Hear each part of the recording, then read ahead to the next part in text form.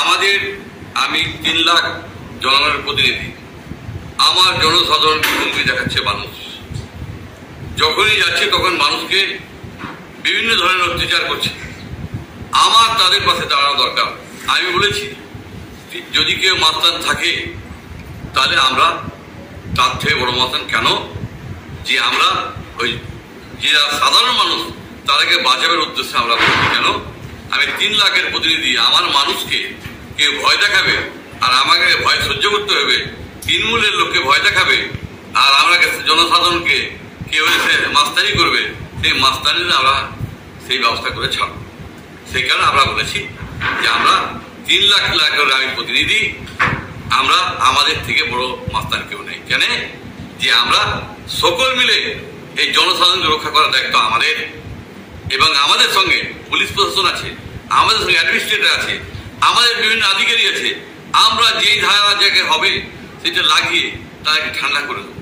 কারণ হলো আমরা ভদ্রলোকের ভদ্রলোক, আমরা চাই না এলাকায় গণ্ডগোল, আমরা চাই না এলাকায় মারপিট, আমরা চাই না এলাকায় অশান্তি, আমরা চাই এলাকায় শান্তি। শান্তির কারণে আমরাকে যেটা করতে হয় করবো, কারণ আমরা শান্তি এলাকার বজায় রাখার চেষ্টা করব। আপনারা জানেন এলাকায় জলের সমস্যা, এই জলের সমস্যা আমরা জল নিয়ে আমি এর আগে টাকা স্যাংশন করেছিলাম, ক্যান্সেল হয়েছে কেন? তারা ডিপিআর করতে পারেনি তাই।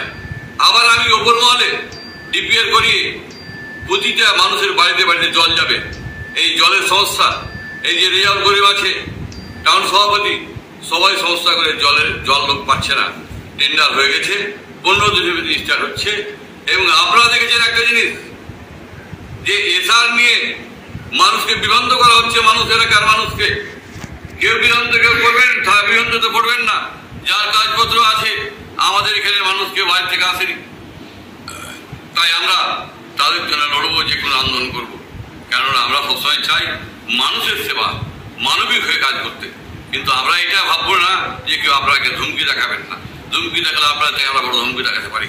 তাই আমরা সবসময় চাইবো মানুষের কাজ করেন, এটাই আমাদের বক্তব্য থাকবো। আপনারা মিডিয়া ভাইরা কে কিছু উল্টা ছেড়ে দিচ্ছেন, আপনার তলা বেঠা আগে দেখবেন।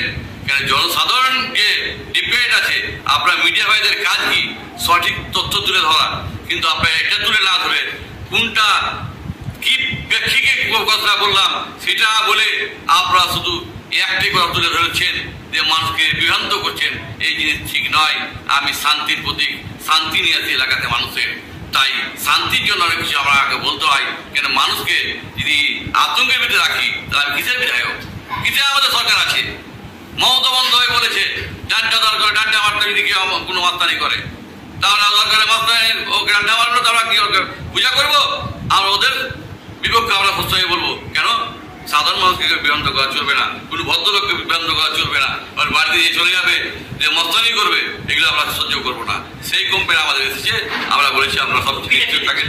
হ্যাঁ, ধুমকি কিছু লোক দিচ্ছে, সেগুলো আপনারা দেখে নিন। ওই মানুষগুলো যে মানুষগুলো অভিযোগ